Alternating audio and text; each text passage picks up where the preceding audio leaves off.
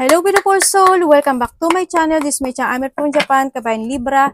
This reading is for you. Tingnan natin ang iyong June 29 to July 5, 2025. Maraming salamat muna sa mga subscriber, new subscriber, cross-watcher, at sa mga bagong pasok dyan. Welcome na welcome sa bahay ni Ate Aimee. Kuha tayo ng angel numbers. Maraming salamat din sa mga nagpa-personal reading. Kung gusto nyo na energy nyo lang talaga, ang gusto nyo makuha natin, all the details is in description below. Nasa baba po ng video. This is a general reading Libra. Kunin mo lang ang sayo at itapon ang hindi sayo. Maaring vice versa. Energy mo, energy ng person mo, energy ng malapit sa puso mo, nangyayari or mangyayari pala. Use your own intuition, lawakan natin ang ating isipan, energy reading tayo, ano man ang gender mo, ano man ang edad mo, ipasok mo ang sarili mo. Tatandaan nyo, kayo pa rin ang makapagpapabago ng inyong buhay. I'm only the guidance. Baka nakakita ka ng mga repeating numbers, 444, 222, or this is your lucky number. Una dito si alignment, alignment and protection, no? Mukhang iba sa inyo nami-misalignment kayo, no? Kung sa connection, friendship, romantic relationship, family ties, balance. So, to kasi sa balancing. Kung sa mga aspeto ng balance, ano aspeto ng buhay mo yan? Sa relasyon man yan, sa pera mo man yan, sa mga pagpaplano mo man yan. May mga bagay na hindi ka makapag-desisyon, maaaring may mga bagay na natatakot ka o nagdadalawang isip ka. Basta sinasabi dito, ang also 2 kasi, 2 plus 2 is 4, diba? And 6. Overall 6. You need to focus, try to make it balance when it comes sa lahat ng buhay mo, partnership, pera, or to your plan. Focus to yourself, structure, rebuild, and keep moving to reach your goal. Alignment. Nami-misalignment ka, ibig sabihin.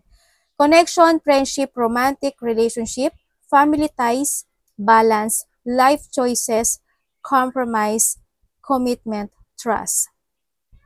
How do you move forward toward your life through calling? How nga ba? Diba? Do what makes you happy. Your enthusiasm is what keeps you going. Follow your interest if it's, picket? Kayo na mag-ano dyan. Diba? Alam mo naman, engot si ate nyo dyan. By something, following this route will help you discover your life purpose. Diba? Kailangan mong ilabas yung mga dapat pang ilabas sa'yo. Diba? We have the 4-4, no? Maaring iba dito is related to a relationship, to a twin flame, or to our house, family. And also, ikaw ito sa iba sa inyo. Siyempre, protection, change, rebellion, guidance, justice, truth, character, and love. Get ready for the good things you've been hoping for. You were born for a higher calling. Put your energy in going toward your ambition. Tama naman, no?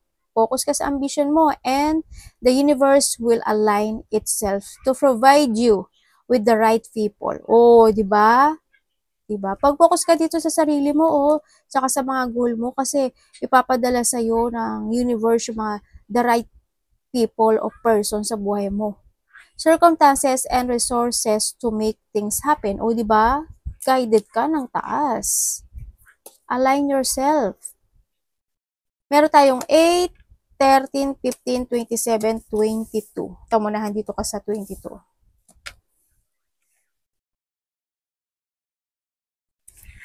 Okay, nandito ka, we have the Libra, Aries, Pisces, and Virgo. May mga new member of the family. Maaaring bagong fet, baby, may buntis ba? May baby, may mabubuntis, parang ganon. Kung magkakaroon ng pagbubuntis or a new member is you need to protect, no? So nakikita ko dito.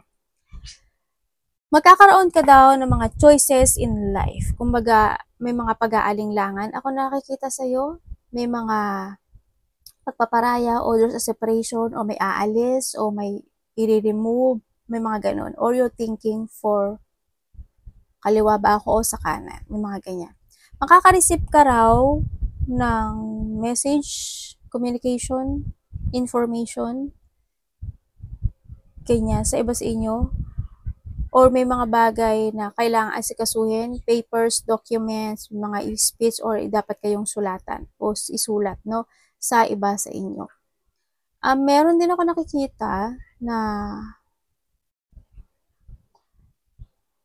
you are thinking to end something into your life, kaso hindi mo alam paano. Yun na nakita ko. Or may mga gusto ka i-transform, baguhin, may mga ganong sitwasyon. Meron din ako nakikita na something ending, ganyan, or you thinking for an ending. Yan. May maaari iba sa inyo thinking for a transformation, mga ganyan sa iba sa inyo. Yung iba dito may you have an ability to become a boss, leader, ano yung leadership, no? O kaya may mga ililid kayo o sinasabi dito na you need to protect yourself, your finances, or protect your energy. Isa rin yun. Kasi andito si alignment at si protection. Yan. Kung ba, iba sa inyo siguro, meron kayong mga pinamumunuan, yan, mga ginagampanan kayo na kayo ang nagli-lead. Maaring iba dito is a boss or thinking for a business, mga ganyan, na gusto mo na magkaroon ng business. Merong there's a loss. Iba't ibang klase ang loss, ha. Yan, there's a loss. May sadness, may depression sa iba. Maaaring yun is magtatapos na or wag naman sana is tapos na yun. Sa nakita ko dito. Sana sa iba. Sana walang may sakit, no? Or handle lang yung lungkot ng energy mo. Kaya feeling ko may sakit. May taong may sakit eh. Ako nakikita dito.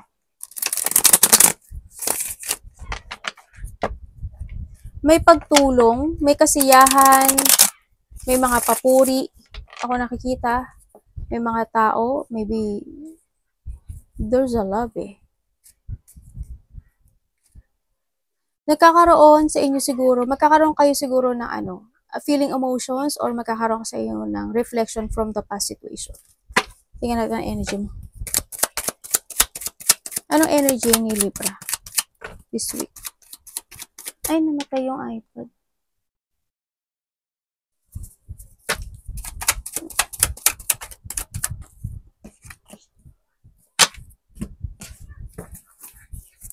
Uy, may good news daw. May good news ka.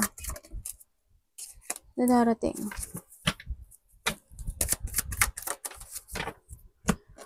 Uy! Maybe this is your partner?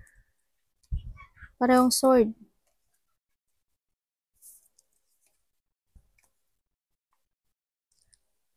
Meron, nang nakikita ko energy mo, magkakaroon ka ng decision making o may pagpapasyahan ka this week.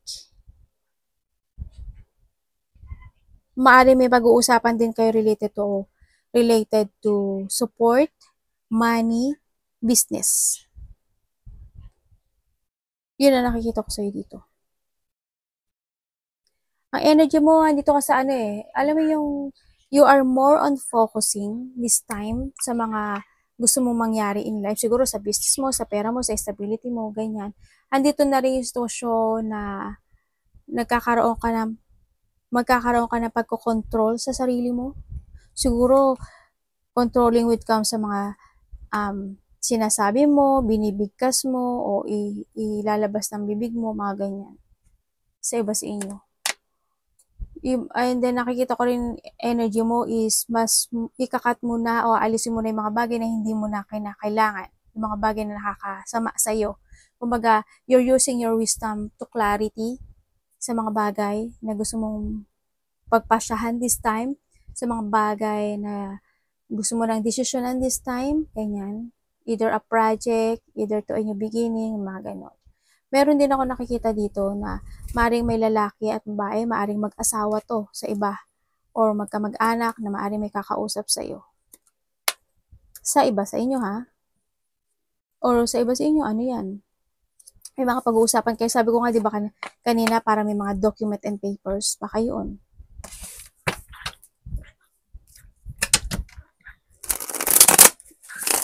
Baka kakausapin ka ng boss mo. ganyan. Or magulang mo. Or sa iba is, siguro wala naman sigurong ano, no? Medyo iba dito kasi may pagka ano yun, straight to the point kung magsalita. Either strict na siya or straight to the point lang siya. Yes, mayroon akong ano sa balikat. Kaya pala sabi ko may basa. Ay, sorry, yung mic na hatak ko. Sabi ko parang basa yung balikat ko. Anong parating kay Libra? Maaring may taong susuporta sa'yo or magbibigyan advice or ikaw ito. May susuportahan ka at may bibigyan ka ng advice. Vice versa. Parating. Ano po to?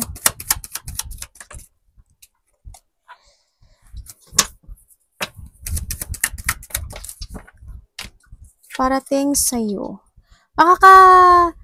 Parating sa'yo, ikaw or someone is makaka-receive ka ng text message or communication with someone na may nararamdamang painful situation. Or maari naman, hindi magandang news, kaya medyo nakikita ko na may pain ako nakikita sa'yo. Ganyan. Sa iba sa inyo, tingnan natin. Ay, baliktad ako. Alay ko na ito nababaliktad. May mga deep wound no? Ano po yung ano? Siguro, alam mo dito, may tao dito na ano, na kung ano-ano yung sasabihin niya sa'yo. Aries, Leo, Sagittarius. Kaya nakikita ko medyo na you're in a painful situation. Yun, siguro may mga sasabihin siya sa'yo, ganyan, ganito, ganyan. Parang, huwag ka magpapa-under ha, dito. Kung sino man siya. Kasi may tao dito parang strong yung personality niya, na sana hindi kanya underin, ganyan. O hindi, parang, huwag ka sana niyang maliitin, ganyan. Or parang magiging parang ahead siya sa'yo. Parang ganun yung energy na nakikita ko sa kanya. Kasi nahandito ka sa sadness na to.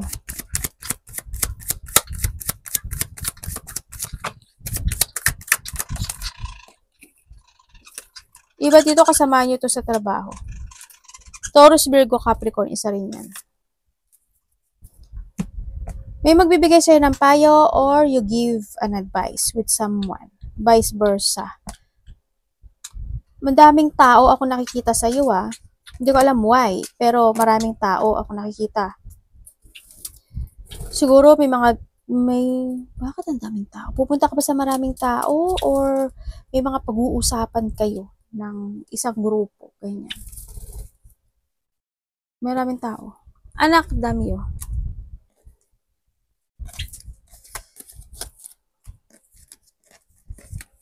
Tingnan natin. Meron ditong meron ako nakikita na may makikipag-dealing sa'yo, partnership. Yan, iba dito, may mga instant opportunity na darating sa'yo, may mga tao na makikipag-usap sa'yo. Maaaring may mga isi-share silang goals, partnership, collaboration, ganyan. Iba dito, teamwork Pero maraming tao ko nakikita. Hindi ko alam kung ba't ang daming tao. Basta marami ka bang tao? Ano dapat iwasan ni Libra? Dito merong kang kadiling na 2 hanggang 3 tao or maaring pang-4 ka or pang-3 ka. Yun ang nakikita ko dito.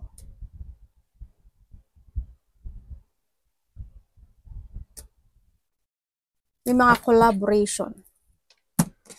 Partnership. Dapat iwasan. Uy! Ano ba yun?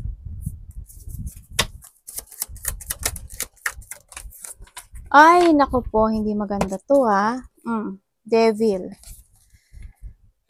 Okay, iwasan mo daw yung mga taong sakim, makasarili, controller, bullying. Iwasan mo yung mga taong sinungaling, nagtataksil, manipulative, sneaky, o mga tao na masama yung pag-uugali, no? Umiwas ka daw doon, iwasan mo sila. Yan ang sinasabi. Iwasan mo rin ang mas stagnant ka sa iyong sitwasyon. Kumbaga, may mga bagay na you need to escape. Kung sa tingin mo it's not working to you anymore, mag-escape ka na.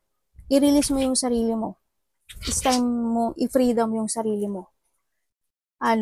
Release your limiting beliefs. Siyempre, sinasabi rin dito, be independent, reclaim mo yung power mo. You need to getting away with something in your life. Kung may mga bagay na napapagod ka na, ayaw mo na, let it go. Diba? Yun. Ganun na lang. Kasi nandito ka sa devil part. No? Kung may tao dito na super sinungaling, kung may mga kumbaga may mga tao na super sinungaling, babaero, lalakero, walang inisip kundi mambuli, walang inisip kundi kasamaan, abay, umiwas ka na sa kanila. No, don't be stagnant. No, huwag ka magpa-hold back to change to your best version kasi may ibubuga ka. I-start a new beginning in life. Hindi ka na dito, meron tayong 2 aces. Ay, shame. May devil again. Aray ko, kaloka naman tong ano mo. May tao dito may taong nag-iisip sa'yo ng masama. O may tao lang dito na masama ang ugali. Ingat kayo sa mga bulong. Ingat kayo sa mga palipad hangin.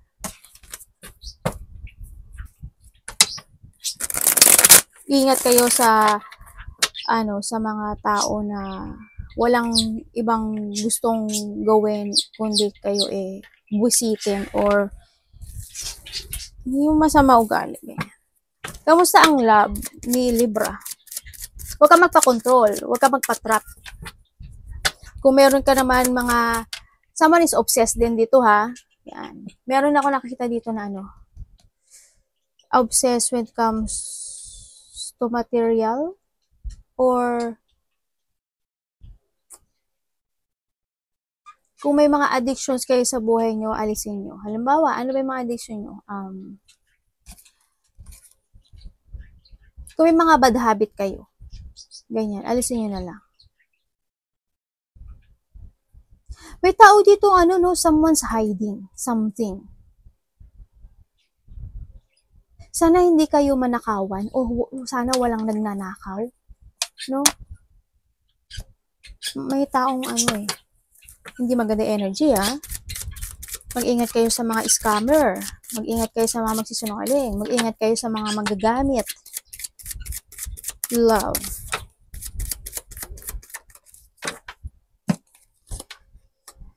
Diba dito may third party pala. Okay, when it comes sa love. So when it comes sa love. When it comes sa love, iba sa inyo, maaari nagkaroon ng hiwalayan. Kung sa iba sa inyo, nagkaroon ng paghihiwalay kasi we have the Tower. Kung nagkaroon ng paghihiwalay, ang nakita ko dito, isa sa inyo, nahuhold pa ng nakaraan. Either ikaw or siya.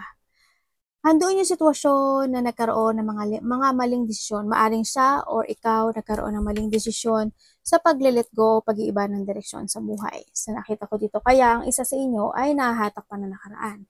Hindi pa siya nakapag-umpisa sa buhay niya at maaring gusto pang ulitin ang cycle na ito. No? Kasi gusto niya pa ulit ng partnership, union, connection, or commitment ng tao na to. Or ikaw ito.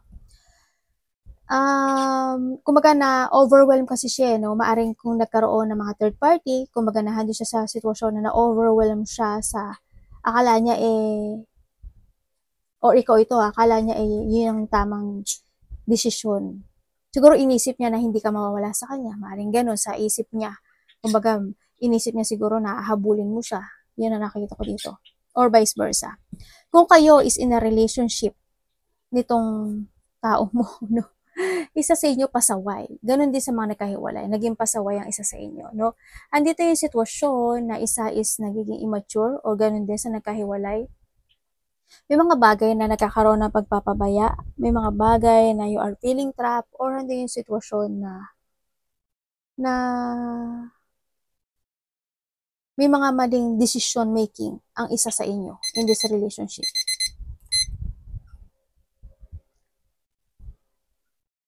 Maaring nagkakaroon ng pagdududa sa iba kung kayo is magkarelasyon. Either nagdududa ka sa kanya o nagdududa siya sa'yo. Ganyan.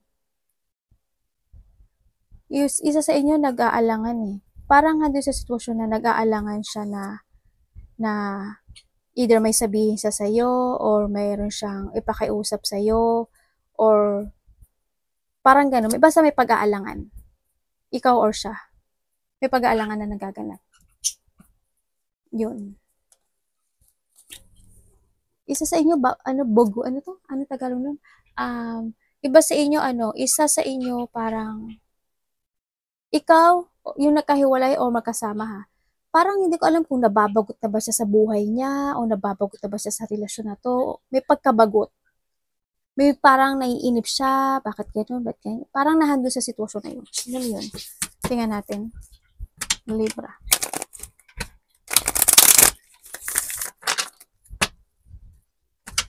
Iba dito, go to the flow. Alam mo yung paulit-ulit ang cycle ng relationship. Ganun. Paulit-ulit lang. Libra. Diba? Mali na naman yung hatak kung ano. Ay, mali ang aking, mayaman na nga. Same lang yan, ate. Oo nga.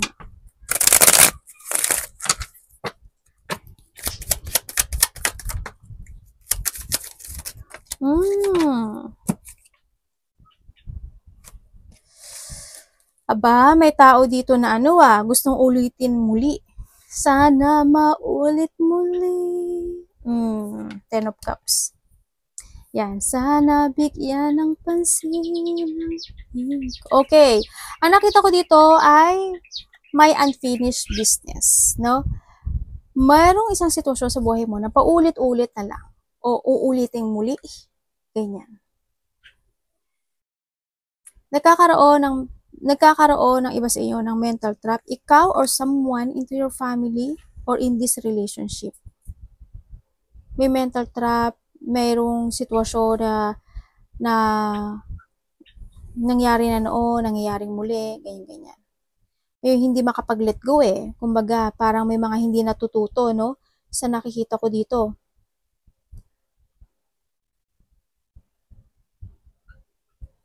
Siguro sa trabaho, may either to a relationship, to a family, or sa trabaho, may paghihigpit na nagaganap. Or mahigpit. Yun. Andito ka sa sitwasyon mo na may mga failure situation. Ano mo yun? Diba dito, naboboring na kayo. May pagka-boring. Sana wag nang maulit, yung nakaraan.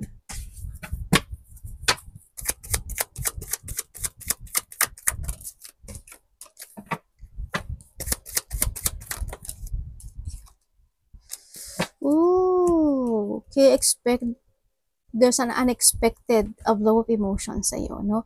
Sa nakikita ko dito. May bigla ang mangyari. There's a corrupt o maari may tao na magsisinungaling sa'yo. May dishonest person. Meron ako nakikita na taong hindi siya magkaplano pero sasabihin niya yung gusto niya sabihin. Sana walang magkaroon ng conflict. May mga sitwasyon na disappointment sa iba. There's a storm. May taong gagamitin ka lang. May taong walang awa. May tao na ano tawag dito? Nakasandal sa'yo or hindi ko alam kung may trabaho ba siya, may ipon ba siya or handun lang yung kung itong taon na to nagsasalita at nangangako sa'yo, hindi ko nakikita na tutuparin niya yun. Kasi nagsisinungaling siya.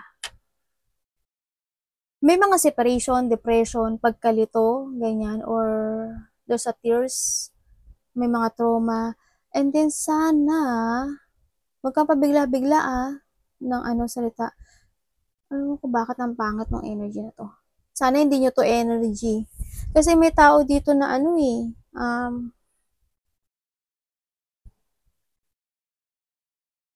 Matigas yung ulo. Parang kung ano yung masabi niya, sasabihin niya. Kahit nakakasakit. May tao dito. Umiwas ka sa mga taong ganito, yung mga manggagamit.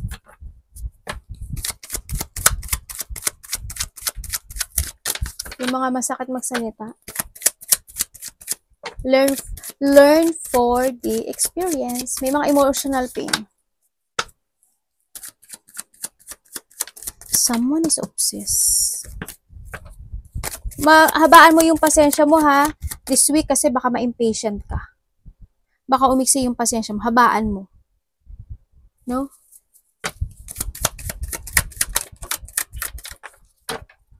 Ano ba tong card na to?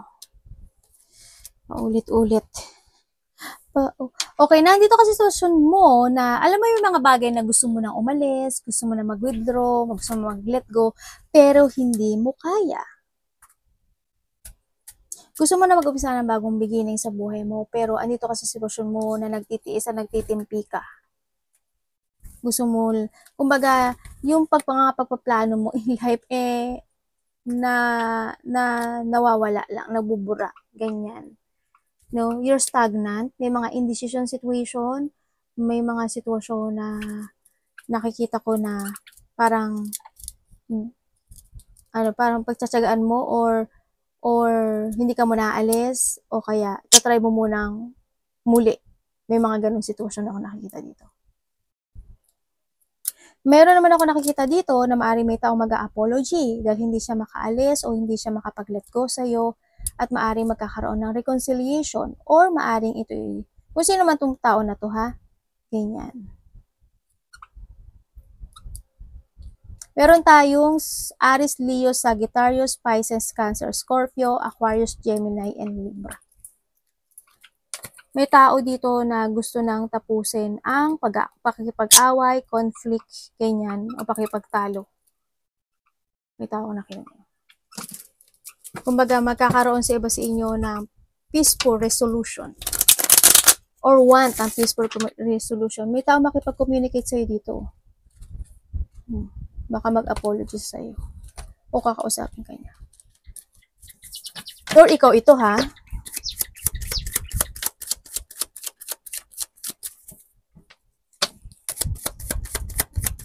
Sana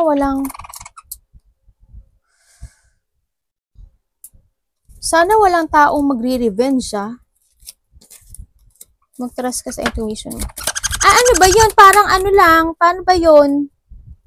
Ano ba yun, anak?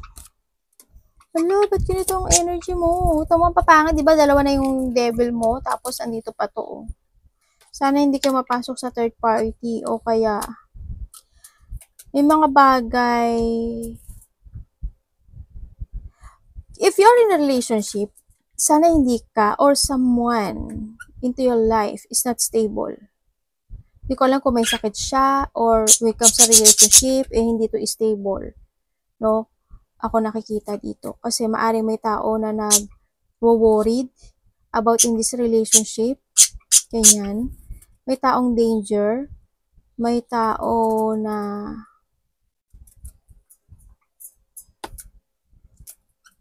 pangit ng card.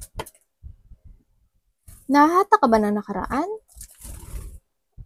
Yun ang nakikita ko eh.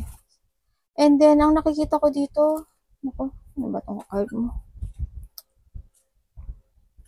Kung sa trabaho hindi ka stable. Kung sa relationship, hindi ko rin nakikita yung stability. No? Maaring may mga worrying situation kayo dito. May taong insecure sa'yo ha. May taong na insecure, Libra. May disloyal, loss of chaos. Ako nakikita dito. When it comes sa money mo, medyo maging organized ka lang sa nakikita ko dito. Or someone into your life, family, relatives, anak, ganyan. Hindi organized sa pagpapatakbo ng pera. May mga out of control situation ako na nakikita sa'yo.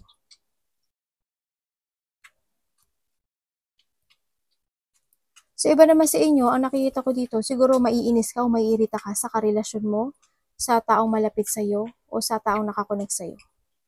O pwede rin sa trabaho mo, may irita ka, may inis ka. Kasi, kumbaga hindi ka stable. Kumbaga, hindi ka malang ma-permanent, ganyan. Diba? Kumbaga, pagod na pagod ka na, kakatrabaho, pero wala pa rin resulta. Mga ganyan. Example ko lang yan. Arigato namaste, God bless.